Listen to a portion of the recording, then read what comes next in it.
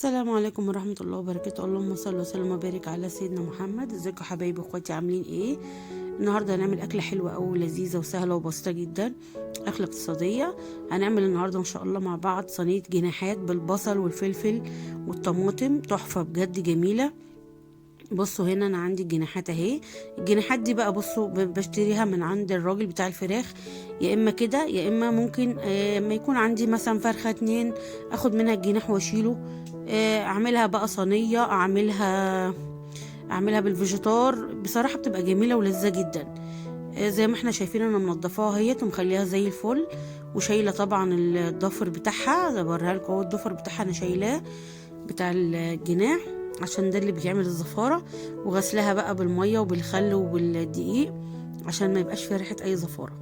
تمام، هنركنها بس دلوقتي على جنب، وهنروح بقى هنا نوريكم بقيه الحاجه. معايا هنا اهو زي ما احنا شايفين في الطبق، معايا قرنين فلفل كبار رومي خلاص، وطماطميتين، ومعايا هنا شطه حراقه، والله عايزه تحطي حطي، مش عايزه برضو براحتك، احنا بنحبها سبايسي. ومعايا هنا بصلتين كبار بحجم الايد كده زي ما انا بقول لكم. خلاص هنجيب بقى هنا مع بعض ان شاء الله صينيه هنحط فيها البصل كله زي ما احنا شايفين. بجد اكله لذيذه وسهله جدا جدا جدا وسريعه، وعايزه اقول لكم يعني بصوا بتبقى لذيذه قوي. ممكن تعمليها جنب رز بشعريه، لو عايزه تعملي جنبها مكرونه ماشي مفيش مشكله، بس صراحه هي مع الرز احلى. هنحط بقى دلوقتي فلفل اسمر، هي هنحط عليها حاجتين فقط لا غير، فلفل اسمر وبهارات ال7 بس، مش هحط لها اكتر من كده. تمام، ممكن تعمليها جنب المكرونه قلنا بس طبعا هي جنب الرز احلى، لان الخلطه اللي بتنزل منها دي مع الصوص بتاعها بيبقى طعمها لذيذ قوي مع الرز. ولو عايزه تاكليها بعيش عادي على فكره، يعني في تلك الحالات حلوه. ملح اهوت بعد ما حطينا طبعا ال7 بهارات.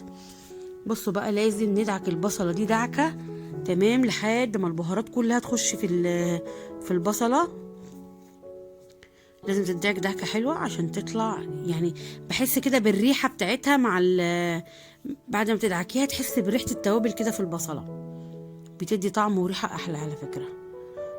ماشي، هنحط برضو مكعب ماجي صح، عشان انا نسيت اقول لكم. هنجيب دلوقتي اهو مكعب ماجي، وهنمسكه نفركه عليها. برضو عايزه تحطيه حطيه، مش عايزه برضو انت حره، زي ما احنا شايفين اهو. هندعكها بقى دعكه حلوه عشان خاطر ايه البصله زي ما قلت لكم. نفضل نعملها كده. على فكره انا برضو البصله بتاعت صينيه البطاطس بعملها بنفس الطريقه علشان تبقى الريحه كده طالعه في الاكله. بجد لذيذه قوي وهتعجبكم، وحاجه سهله جدا وان شاء الله متاحه. ربنا يعيننا بجد على اللي احنا فيه الايام دي، الله المستعان. تعالوا بقى كده نشوف، ندعك بقى حلو كده زي ما احنا شايفين. وهنا بقى ايه زي ما احنا شايفين انا خلصتها اهو. هننزل بقى بالفلفل والطماطم والشطه، نقلبهم برضو في بعض. مش عايزه تحطي فلفل وشطه وطماطم وعايزه تعملي بصل بس مفيش اي مشكله، اللي يعجبك، بس هي الطماطميه بتسكرها كده وتديها طعم هي والفلفل. هنحط بقى الجناحات زي ما احنا شايفين. بصوا بسم الله ما شاء الله نضيفه. وبعدين انا بنقي الجناح الكبير مش الصغير اللي هو رفيع، لا، زي ما احنا شايفين كده. هندعكم بقى في البصل، نخلي الكل نشربهم بقى من التتبيله اللي احنا عاملينها. وعايزه اقولك دي سريعه جدا فوق ما تتخيلي، ان انت على طول بتخشي تعمليها مادام الحاجه جاهزه عندك وتمام مفيش مشكله.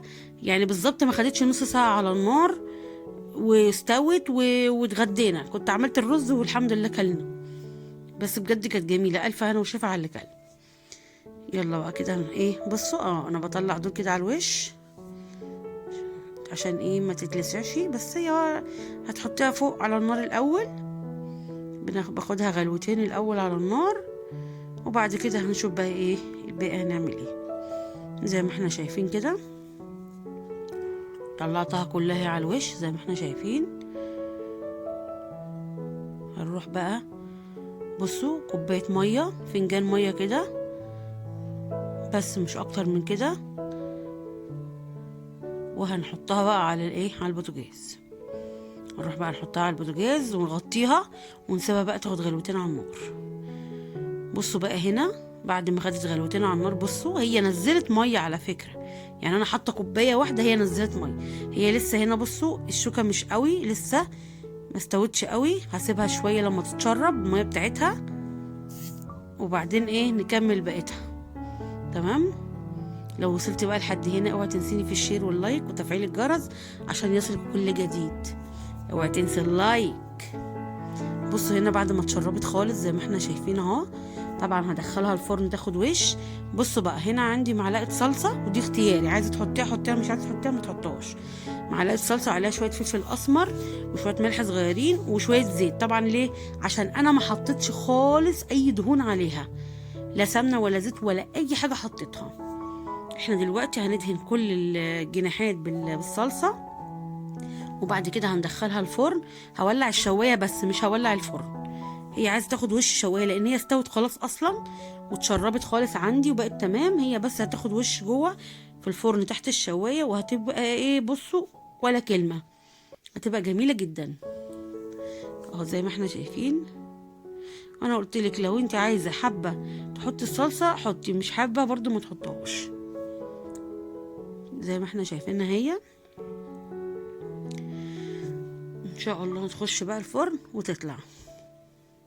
بصوا بسم الله ما شاء الله بعد ما طلعت من الفرن بجد بجد تحفه وريحتها جميله جدا بجد. يعني عايزه اقول لكم هي كانت سخنه مش عارفه امسكها، بس ان شاء الله تكون عجبتكم. ويا ريت بقى ما تنسونيش بقى في الشير واللايك وتفعيل الجرس عشان يصلكم كل جديد مع قناه يومياتي انا وبناتي سوس وكمال. واوعي تنسيني في اللايك عشان ما ازعلش منك. وعايزه اقول لكم كلكم حبايبي كل سنه وانتم طيبين بمناسبه السنه الجديده، والسلام عليكم ورحمه الله وبركاته.